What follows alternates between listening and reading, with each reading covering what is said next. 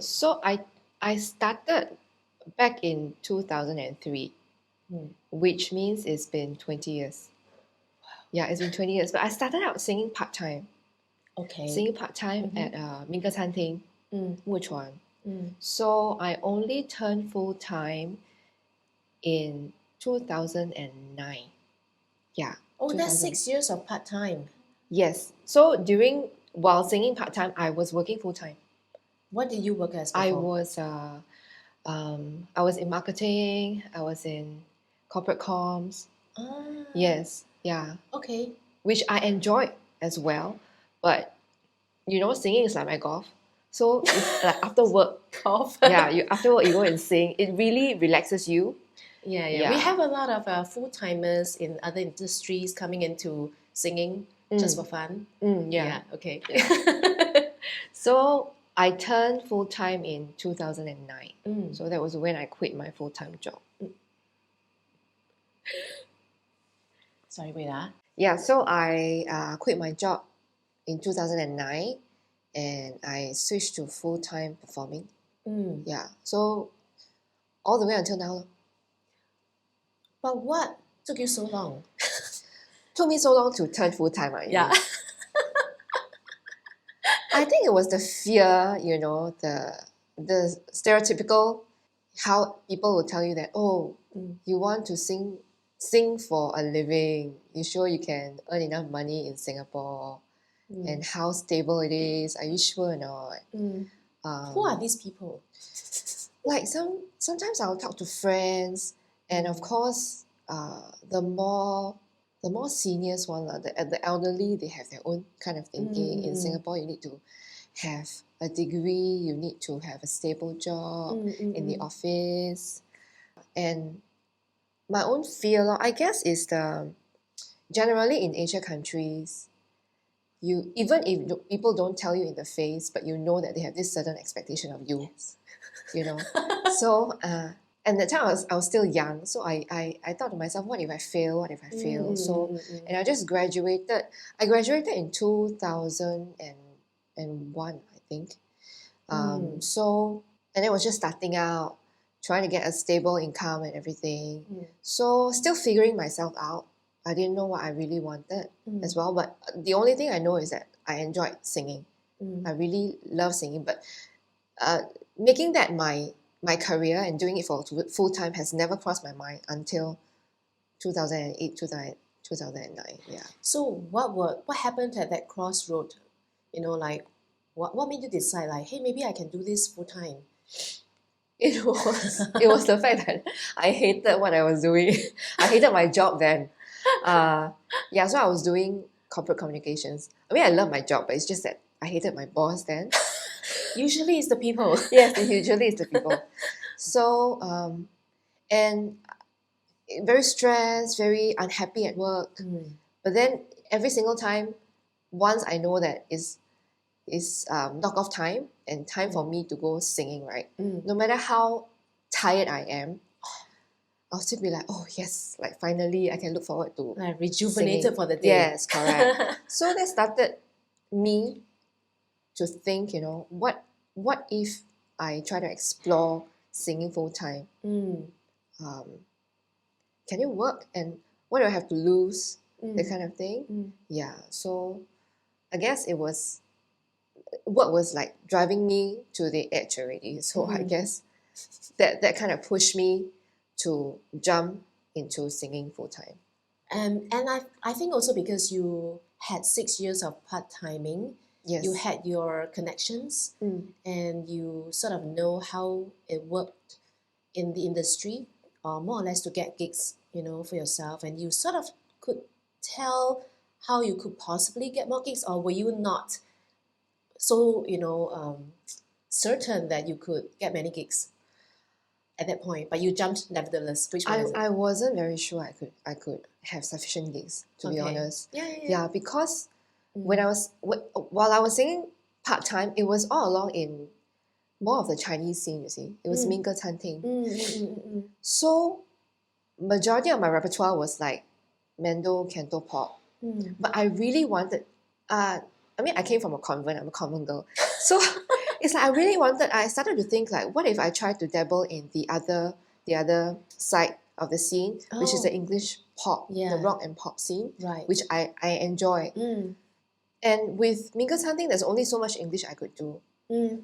So I Because started, it's more Mandarin based. yeah, Yeah. exactly. Mm, So I started thinking, maybe I should try out at the English scene, the pub scene as well. mm. Yeah, and more of the corporate and wedding performing scene also. Right. Yeah, but honestly, I didn't have a lot of contact then. So what I did was, back then, internet wasn't so common and so widespread. So actually did cold calling. I cold Oh my call god, I like did something similar, but yeah, tell your yeah. story. So I did cold call to restaurants, to pubs and everything, Our stories are actually very similar. Okay, That's what but you did too. Yeah, and ask them whether they need like live band or anything. did you go by Yellow Pages? I At forgot where I went to already lah. Maybe I did. I mean, it's either the internet at that time or Yellow Pages, right? Yeah, yeah. It was these two. And also there used to be this forum which was very, Okay.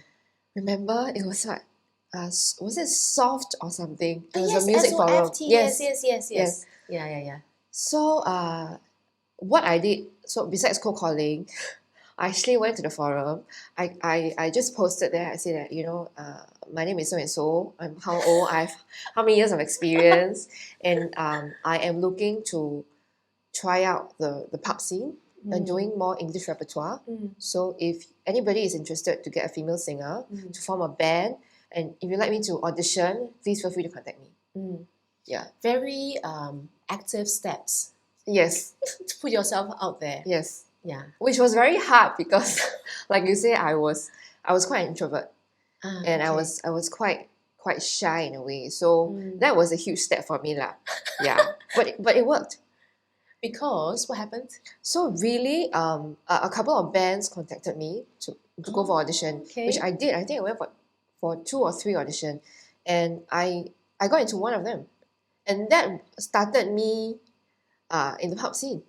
So my first pub gig was at this pub called Lock, Stock and Barrel behind Raffles Hotel. I still remember. Wow, that sounds very atas. No, it's not. It's not that at all. Yeah. Okay. So who were your band members that time? Most of them are not active Anymore. anymore. Yeah, but okay. it was full of dramas up and down. But it was a good learning experience lah. And like being new in the English scene, I had to front the band. So you speak in English. Yes. Interact in English. Yes. Yeah. And really be the front woman, to PR with the guests and everything. So it was quite like you throw yourself out there. So it was quite a steep learning curve, but it was memorable lah. Yeah. Yeah. But you already had,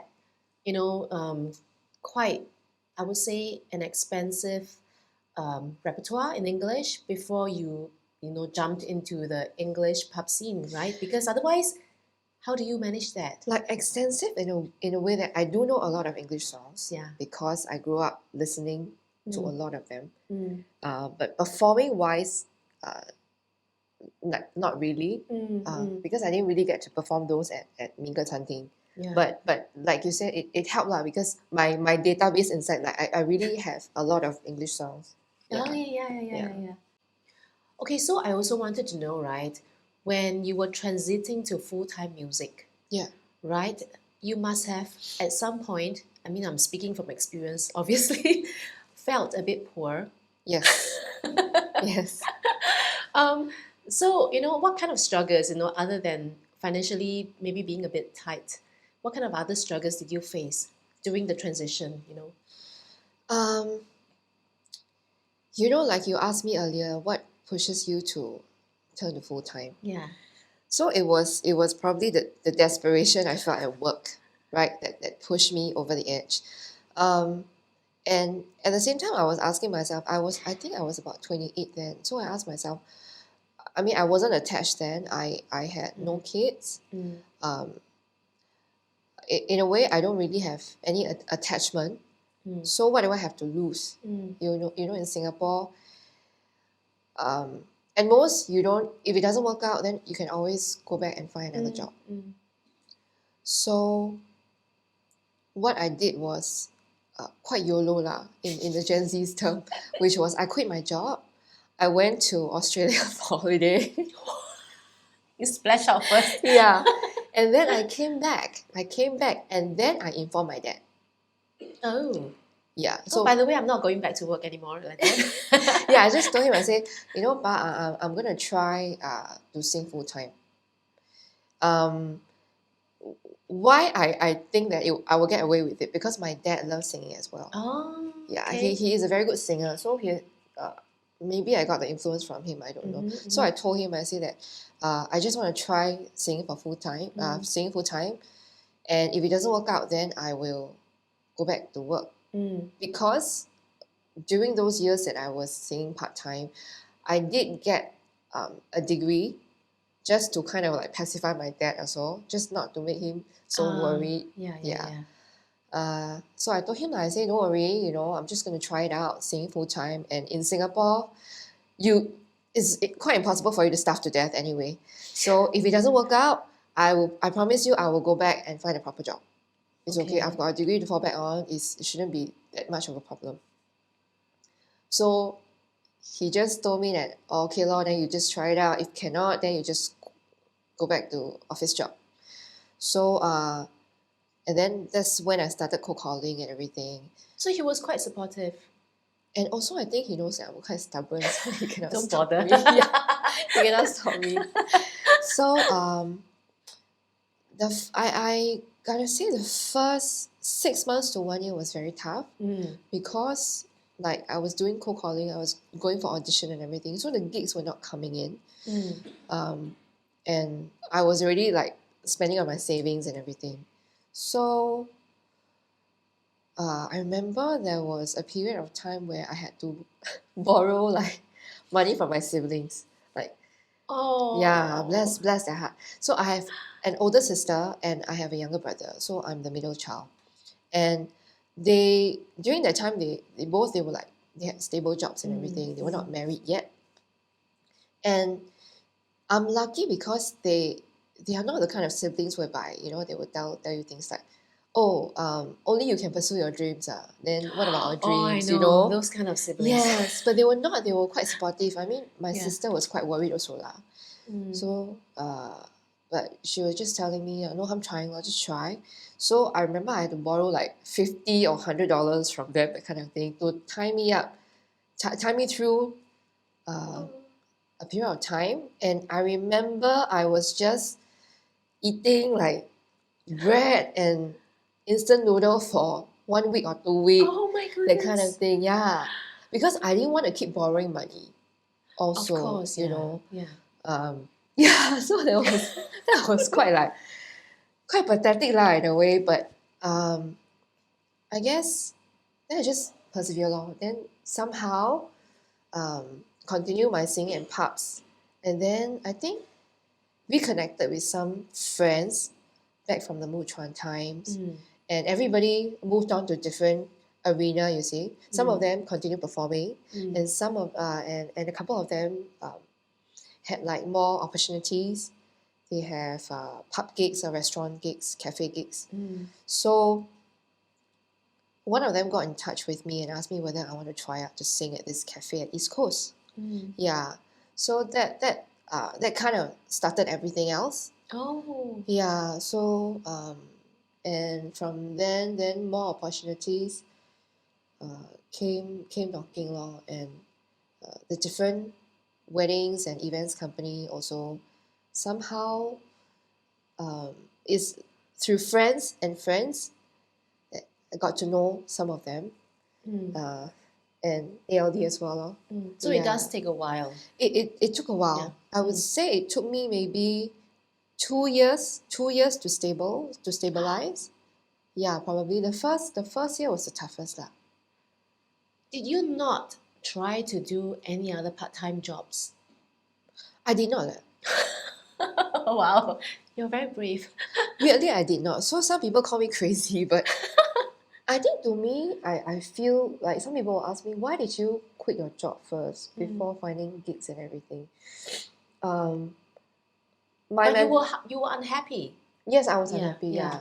So they were telling me, just stay on first. At least you have the money and everything, and then after that, you slowly find more gigs. And once it opens up more opportunities, right, then you can quit your job.